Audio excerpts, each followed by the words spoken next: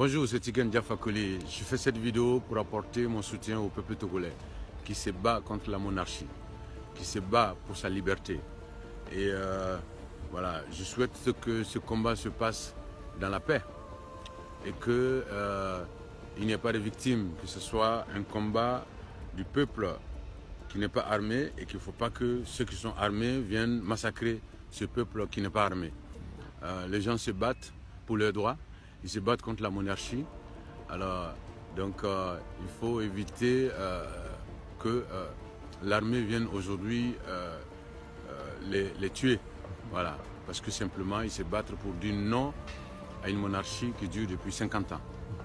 Donc, j'apporte mon soutien à ce peuple-là et je leur dis de continuer à se battre pacifiquement, sans armes, manifester comme on voit les manifestations dans les pays européens, main nue, mais nombreux dans les rues. Et vous allez voir, plus vous serez nombreux, et plus ceux qui sont en face auront peur, parce que c'est le peuple qui a le pouvoir. Vive le Togo et à bas la monarchie. Rastafari, Tiken Jah Fakoly.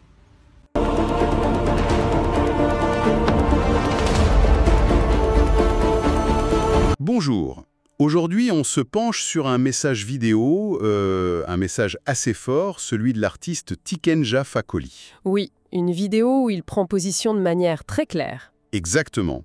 Et ce qu'on va essayer de comprendre ensemble, c'est la portée de son soutien au peuple togolais, et puis aussi son appel à l'action. Il parle d'une lutte pour la liberté, hein. Et on sent bien qu'il parle d'une situation actuelle, tendue. Oui, il y a une urgence. Et ce qui est intéressant, c'est ce double aspect. D'un côté, un soutien très affirmé, mais de l'autre, tout de suite une mise en garde importante, presque grave. C'est ça, un message complexe en fait. Bon, alors allons-y, décortiquons ça. D'accord. Alors, Tiken Jah Fakoly, lui, il y va direct. Il dit « Je fais cette vidéo pour apporter mon soutien au peuple togolais ». C'est clair. Pas d'ambiguïté là-dessus. Et il décrit ce combat. C'est un peuple qui se bat contre la monarchie, il utilise ce mot, et qui se bat pour sa liberté. Oui, et il donne même une durée. Il parle d'une monarchie qui dure depuis 50 ans. Ce sont des mots très forts, oui. Son engagement a l'air total, hein. Qu'est-ce que ça implique qu'un artiste comme lui prenne la parole comme ça? C'est significatif. Tiken Jah Fakoly, c'est une voix qui porte, bien au-delà de l'Afrique. Il est souvent associé aux causes panafricaines, à cette idée d'unité, de solidarité. Oui. Alors quand il parle, ça résonne. Et son choix du mot monarchie, on pourrait discuter de la pertinence politique exacte du terme pour le Togo, mais pour lui, c'est clair. pour lui, c'est le mot juste. Ça montre sa perception de la situation, l'enjeu tel qu'il le voit. C'est son analyse, et il l'assume. Ça traduit une critique radicale du système en place. D'accord. Mais ce qui frappe vraiment, c'est que juste après ce soutien, il insiste, mais alors vraiment sur la méthode. Ah oui, la non-violence. Exactement. Il le martèle, je souhaite que ce combat se passe dans la paix, qu'il n'y ait pas de victimes, que ce soit un combat du peuple qui n'est pas armé. Et il ajoute même, continuer à se battre pacifiquement sans armes. Pourquoi insister autant là-dessus? C'est juste moral ou il y a autre chose derrière? Je pense que c'est bien plus qu'un principe moral, même si ça l'est aussi bien sûr. Cet appel à la paix, il est directement lié à une peur, à une crainte très concrète du danger. Ah oui. Il le dit lui-même, qu'il ne faut pas que ceux qui sont armés viennent massacrer ce peuple qui n'est pas armé. Ou encore, donc il faut éviter que l'armée vienne aujourd'hui les tuer. C'est très direct. On sent une vraie angoisse là. Oui, une angoisse face à une possible répression sanglante. Du coup, cette insistance sur le pacifisme, c'est aussi une stratégie de survie peut-être, pour éviter le pire face à un État qui a les armes. Donc c'est pas juste une belle idée, c'est une tactique pragmatique face à un déséquilibre des forces. Exactement. Et ça met en lumière un dilemme terrible pour beaucoup de mouvements citoyens face à des régimes autoritaires. Lequel? D'un côté, la légitimité de la demande. Les gens se battent pour leurs droits, ils disent non à ce qu'ils appellent une monarchie. Manifester, c'est un droit, c'est l'expression de la liberté. Oui, bien sûr. Mais de l'autre côté, il y a la conscience que cet acte même, il expose les manifestants à une violence qui peut être mortelle de la part de ceux qui ont les armes. C'est terrible comme dilemme. Comment tu exerces ta liberté si ça peut te coûter la vie? C'est ça, la tension que son message met en lumière de façon très crue. Il ne la cache pas, il la met au centre. Et face à ça, il ne fait pas qu'alerter. Il propose quelque chose, une sorte de stratégie. Il parle de manifester comme on voit les manifestations dans les pays européens. Oui, cette comparaison est intéressante. Qu'est-ce qu'il veut dire par là? C'est une idéalisation de l'Europe ou il y a une idée précise? Bonne question.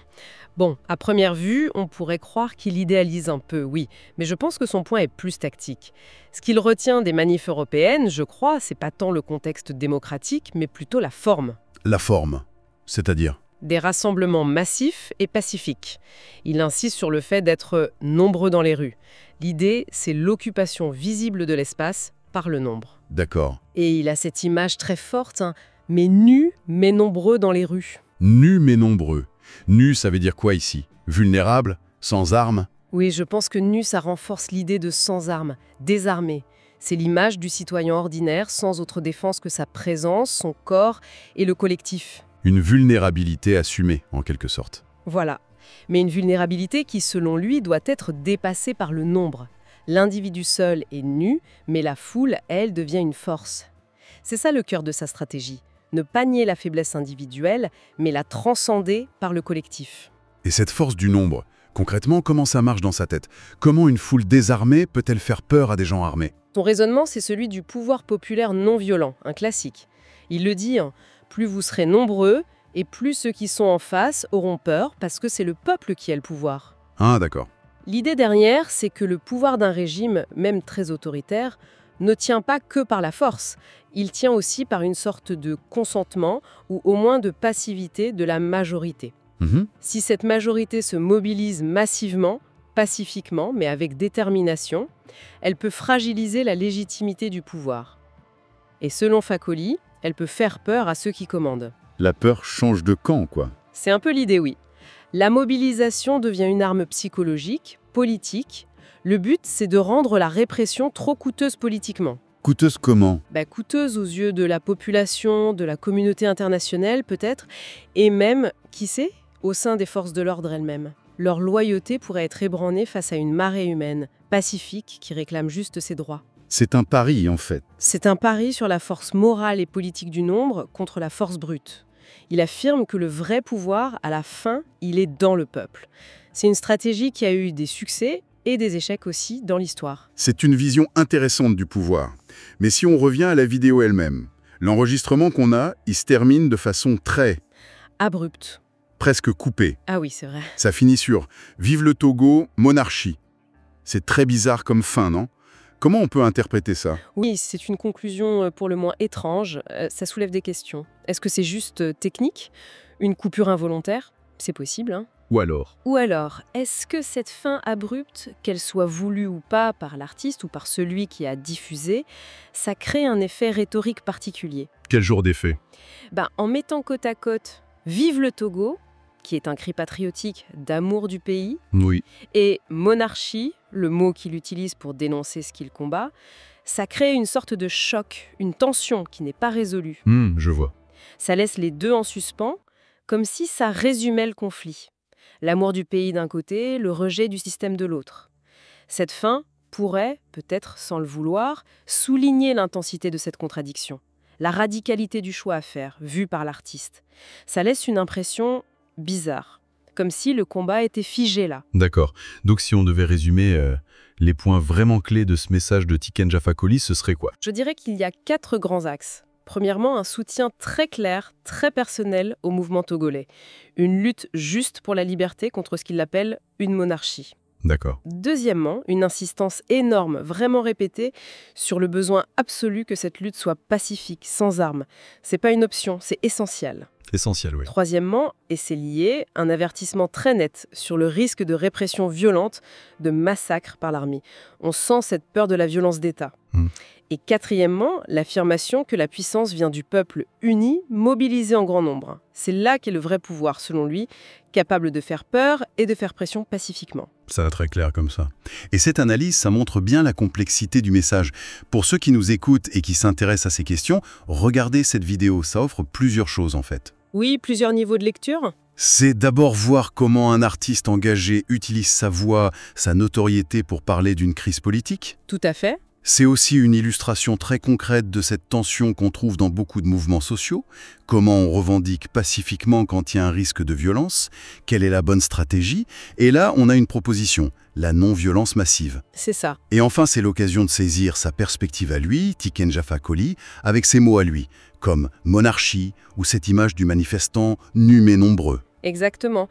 Et pour aller un peu plus loin, on pourrait peut-être juste revenir sur cette fin bizarre.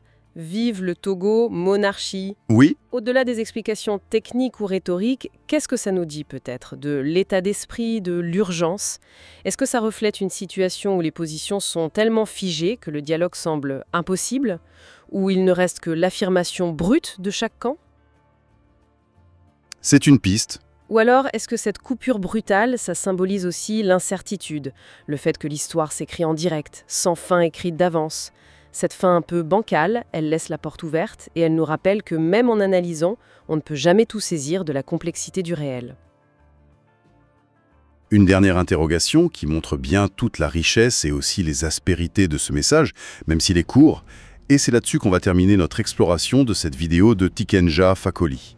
Un message dense, oui, porteur d'espoir, de stratégie, mais aussi très lucide sur les dangers. Merci pour cette analyse. Merci à vous.